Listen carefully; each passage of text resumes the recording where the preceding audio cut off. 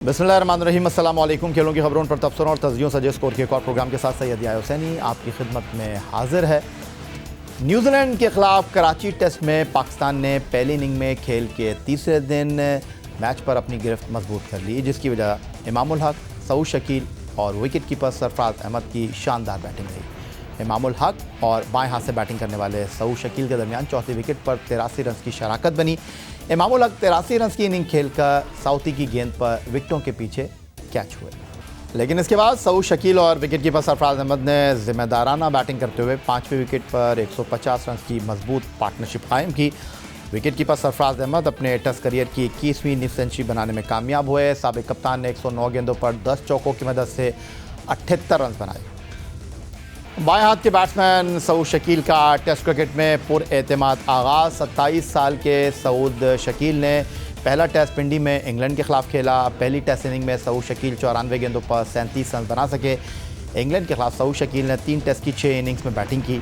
England के खिलाफ सऊद शकील ने 45.34 की औसत से 346 रन 4 निफ सेंचुरी की मदद से बनाए और कप्तान बाबर आजम के बाद सीरीज़ में पाकिस्तान के लिए सबसे ज़्यादा रन बनाने वाले बैट्समैन बने।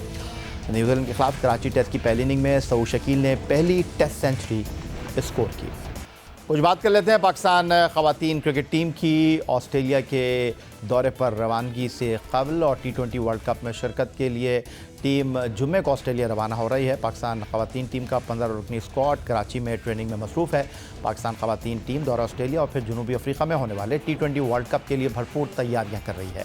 टीम में क़यादत की जिम्मेदारी बिस्मा मारूफ के पास है। पाकिस्तान ने तजुर्बेकार फास्ट बॉलर डियाना बेग को भी ऑस्ट्रेलिया की वाइट बॉल सीरीज़ में शामिल किया है। डियाना बेग कंधे की इंजरी की वजह से आयरलैंड के खिलाफ वाइट बॉल मैचों की सीरीज़ में हिस्सा न ले सकी थी। पाकिस्तानी टीम ऑस्ट्रेलिया में मेज़बान टीम के खिलाफ 16, 18 और 21 जनवरी को 3 वनडे मैच खेलेगी और फिर 24, 26 और 29 जनवरी को T20 मैच खेले जाएंगे, जिसके बाद पाकिस्तान ख़वातीन टीम जनूबी अफ्रीका की सरजमीन पर होने वाले T20 वर्ल्ड कप में शिरकत करेगी। एक जानिब पाकिस्तान ख़वातीन टीम ट्रेनिंग कैंप में मसरूफ़ है और इसी दौरान ख़वातीन टीम ने नेशनल स्टेडियम कराची में पाकिस्तान और न्यूजीलैंड के दरमियान दूसरे टेस्ट मैच का खेल भी देखा। इधर कराची में होने वाले पाकिस्तान कप के फाइनल में सेंट्रल पंजाब ने बलूचिस्तान को 50 रन के बड़े मार्जिन से शिकस्त देकर डोमेस्टिक वनडे कप का टाइटल अपने नाम कर लिया। बलूचिस्तान की टीम 254 रन के हदफ के ताकुब में 204 रन बनाकर आउट हुई। सेंट्रल पंजाब की जानिब से 254 रन का हदफ सेट करने में ओपनर अहमद शहजाद ने 61 रन बनाकर अहम किरदार अदा किया। पाकिस्तान कप के पूरे टूर्नामेंट में अहमद शहजाद का बल्ला रन उगलता रहा, जिसकी बदौलत सेंट्रल पंजाब न सिर्फ ग्रुप में टॉप पोजीशन हासिल करने में कामयाब रहा बल्कि फाइनल में भी फातेह हुआ। पाकिस्तान के लिए 13 टेस्ट, 81 एक रोज़ा मैच और 59 T20 खेलने वाले अहमद शहजाद पाकिस्तान के लिए आखिरी T20 इंटरनेशनल मैच अक्टूबर 2019 में श्रीलंका के खिलाफ खेले थे। इसके बाद से अहमद शहजाद कौमी टीम से बाहर हैं, लेकिन अहमद शहजाद डोमेस्टिक क्रिकेट में हिस्सा लेकर कौमी टीम में जगह हासिल करने के लिए कोशां हैं और हालिया पाकिस्तान कप में उनकी परफॉर्मेंस ने इस फॉर्म की कहानी सुना दी है। सेंट्रल पंजाब की जानिब से उन्होंने 11 मुकाबलों में हिस्सा लिया, जहां 42.2 की औसत से 422 रन के हुसूल में कामयाब रहे, जिसमें उन्होंने 6 निफ सेंचुरियां भी स्कोर की। उनका बेहतरीन स्कोर 71 रन रहा। फुटबॉल की दुनिया के सुपरस्टार, पुर्तगाल के कप्तान और फुटबॉल की दुनिया के सुपरस्टार क्रिस्टियानो रोनाल्डो 2.5 साल के मुआहदे पर सऊदी अरब के क्लब अल नसर के साथ वाबस्ता हो गए हैं।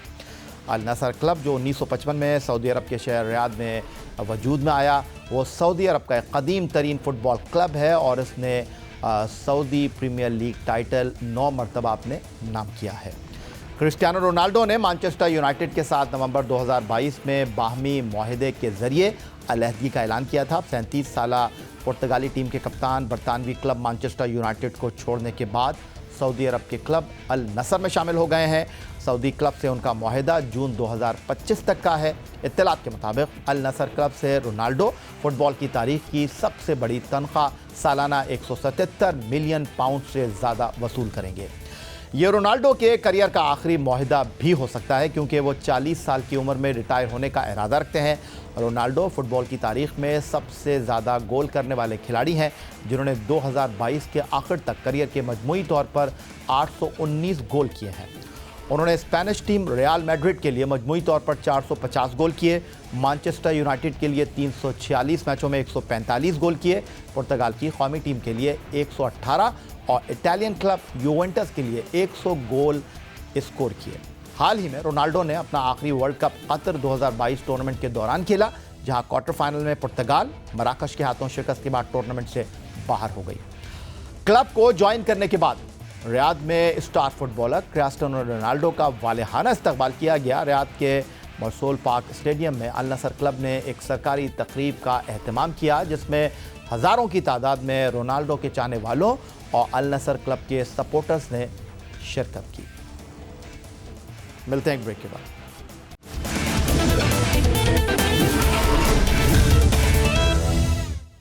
पाकिस्तान क्रिकेट बोर्ड में इंतजामी सतह पर तब्दीली के बाद साबिक चेयरमैन पाकिस्तान क्रिकेट बोर्ड नजम अजीज सेठी ने बोर्ड के इंतजामी उमूर की बागडोर संभाल ली है। उनका पहला टास्क बतौर चेयरमैन पाकिस्तान क्रिकेट बोर्ड का 2014 का आइन बहाल करना है, जिसमें साबका बोर्ड की 6 टीमों के निज़ाम की जगह रीजन और महकमा जाती टीमों की बहाली अव्वलीन तरजीह है। तमाम एक जानिब जहां क्रिकेट हलकों में नजम अजीज सेठी और इस्लामाबाद रीजन के साबिक सरबरा और रुकन गवर्निंग बोर्ड शकील शेख की आमद पर खुशी का इजहार किया जा रहा है, वहीं बोर्ड में पुराने और आजमाए हुए चेहरों की मौजूदगी पर तहफ़्फ़ुज़ात पाए जाते हैं।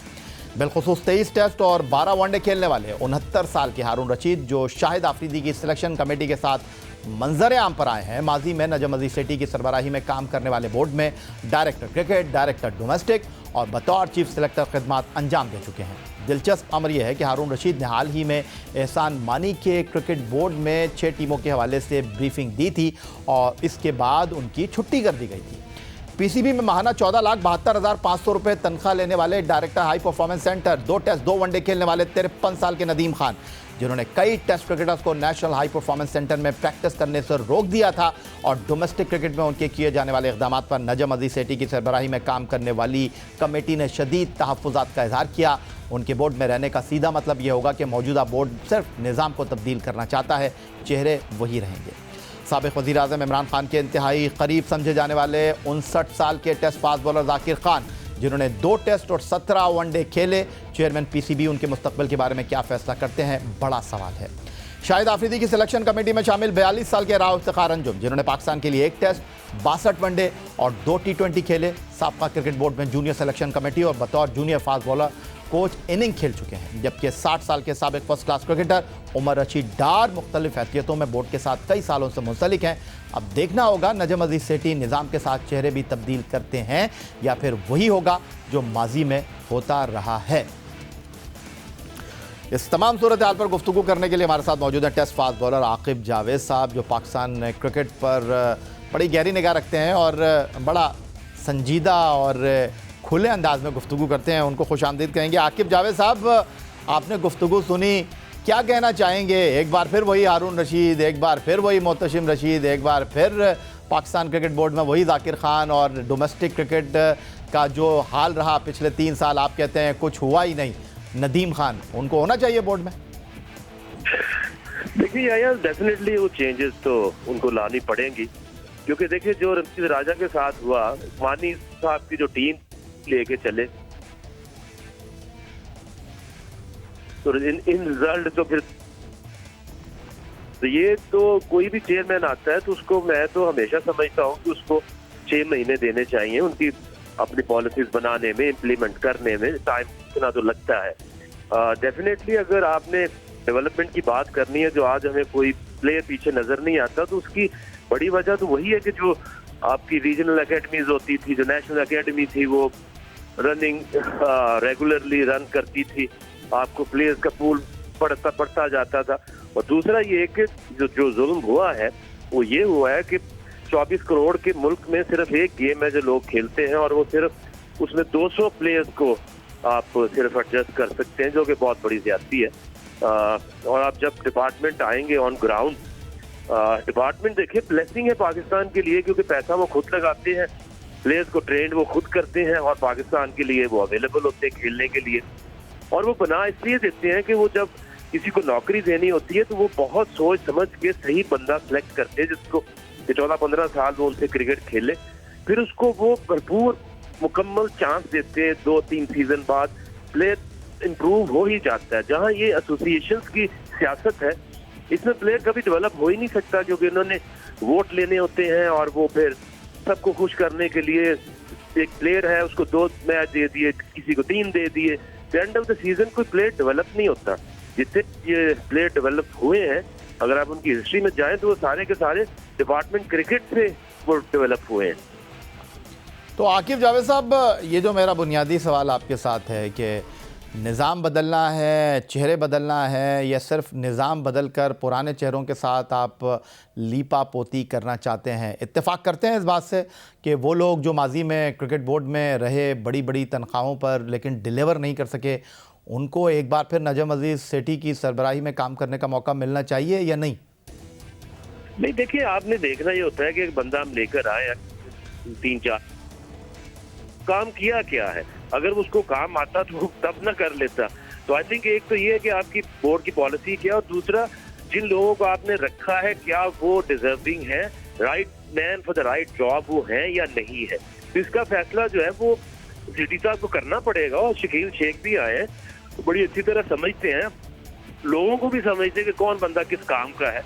तो सही लोगों को लेकर जब तक नहीं आएंगे, ये तो ऐसे ही है, ऐसे ही रहेगा। जो हमने देखा पिछले 4 साल में जिन्होंने काम नहीं किया वो आगे कैसे काम कर सकते हैं।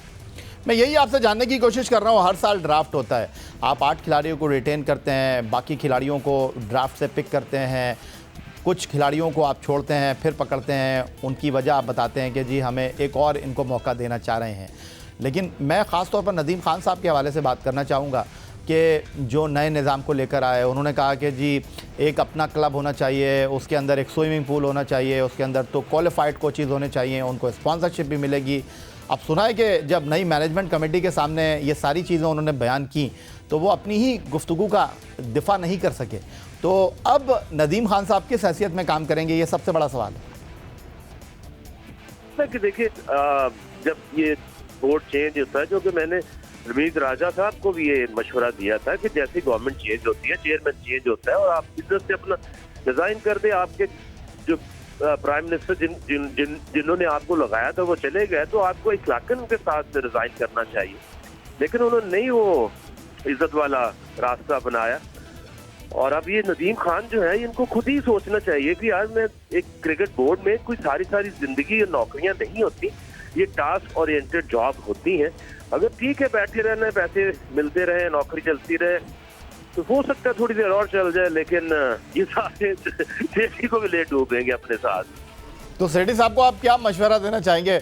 उन्होंने रमीज राजा की तरह अपनी इनॉग्रल प्रेस कॉन्फ्रेंस में आपको तो नहीं बुलाया, लेकिन बहरहाल आप रमीज राजा की प्रेस कॉन्फ्रेंस में गए थे और फिर रमीज राजा जो है यही सोचते रहे, यही बोलते रहे कि वो कौन सा लम्हा था जब उन्होंने इंतखाब किया आपको बुलाने का प्रेस कॉन्फ्रेंस में, और उनको अंदाज़ा नहीं था कि आकिब जावेद जो है वो एक चाय की प्याली पर बिकने वाले नहीं है, एक चाय की प्याली पर खामोश होने वाले नहीं है। जो सच होगा वो बोलेंगे, जो गलत होगा उस पर आवाज़ उठाएंगे।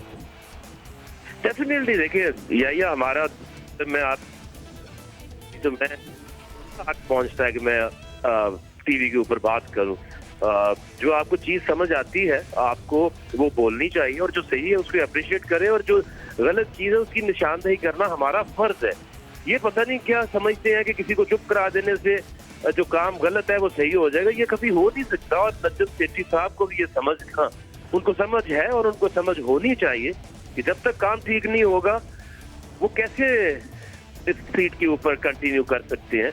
काम करना पड़ेगा, क्रिकेट को बेहतर करना पड़ेगा। ये देखिए 2-3 चीजें जो ये करने जा रहे हैं, इससे डेफिनेटली क्रिकेट बेहतर हो जाएगी। डिपार्टमेंट वापस आए हैं, 16 रीजन आए हैं, लोगों को खेलने का मौका मिलेगा।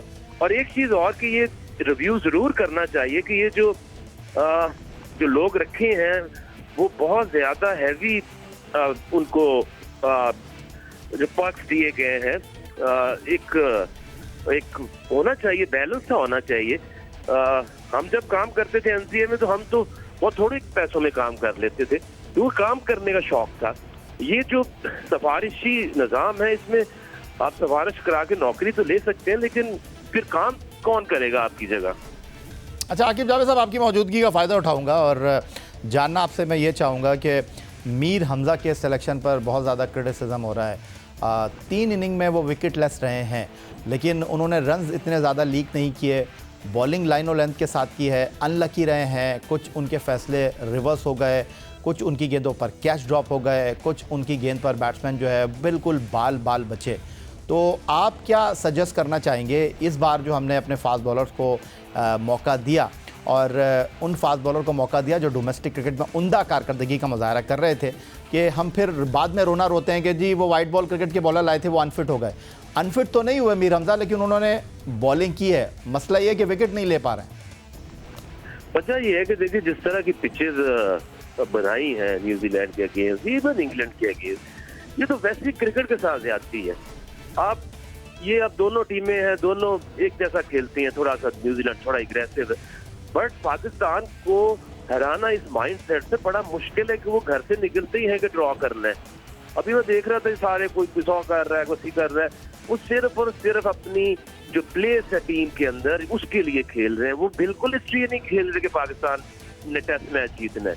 तो जब तक ये माइंडसेट ठीक नहीं करेंगे ऐसी पिचेस के ऊपर, मेरी तो यही सोचता हूँ हिम्मत है जो बॉलर खेल रहे हैं। बंदा तो इनकार कर दे कि ऐसी पिच को भाई मैं ऐसे खेलता, पिच बनाओ सही, जिस तरह की क्रिकेट आजकल चल रही है वैसी पिच बनाओ।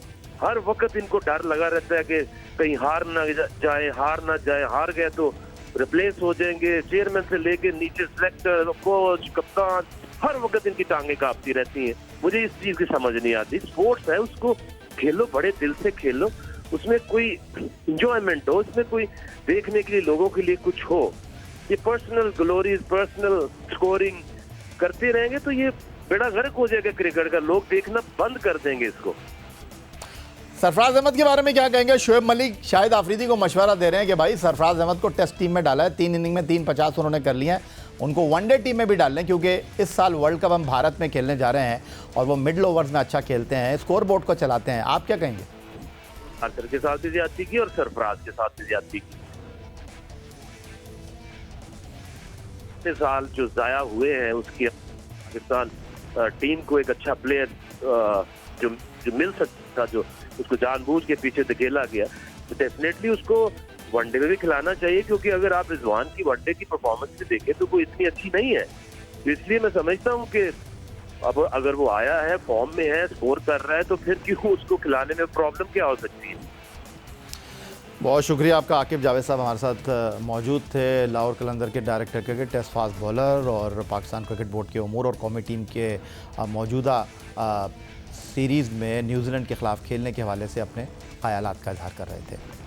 यही आज का हमारा ये प्रोग्राम था। ट्विटर पर आप मुझे फॉलो कर सकते हैं, हमें ईमेल कर सकते हैं, अपनी राय से आगाह कर सकते हैं score@jio.tv पर। इस दुआ इस उम्मीद, इस तवक्को के साथ कि पाकिस्तान में खेल और खिलाड़ी तरक्की करते हैं, सैयद याहिया हुसैनी को स्कोर की पूरी टीम के साथ अगले प्रोग्राम तक के लिए इजाज़त दीजिए। अल्लाह हाफ़िज़।